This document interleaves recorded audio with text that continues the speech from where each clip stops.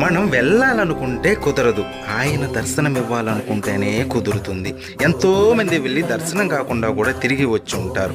మీకు రహస్యం చెబుతాను, వినండి. ఆయన మనకి దర్శనం ఇవ్వాలనే సూచనలు మనకి పంపుతాడు. ఎలా అంటే నిద్రపోతున్నప్పుడు కలలో కనపడడం, తరచూ శ్రీవారి గురించి విషయాలు మన చెవిన పడడం, లేదా ఎవరైనా తిరుమలకు పిలవడం.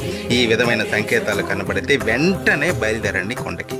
కానీ ఒక్క విషయం, అక్కడ మనం దర్శించుకునేది మామూలు విగ్రహం కాదు, సకల జగత్తును నడిపే శక్తి స్వరూపం, బ్రహ్మాది దేవతలు దర్శించుకునే విరాట్ స్వరూపం అది. విగ్రహ రూపంలో కనిపించి భ్రమింపజేసే శ్రీవారి రూపం అది. చక్రవర్తులు, సామంతులు ఆయన దర్శనం కోసం బంగారు వాకిలి ముందు పడిగాపులు కాశారు. అటువంటి స్వామి దర్శనం పూర్వజన్మ సుకృతం. ఇలాంటి ఎన్నో వీడియోలు మన ఛానల్లో ఉన్నాయి. సబ్స్క్రైబ్ చేసుకొని వాటన్నిటినీ వినండి. శ్రీవారి దర్శనం మీరు ఎన్నిసార్లు చేసుకున్నారో కామెంట్ చేయండి. ఓం నమో వెంకటేశాయ.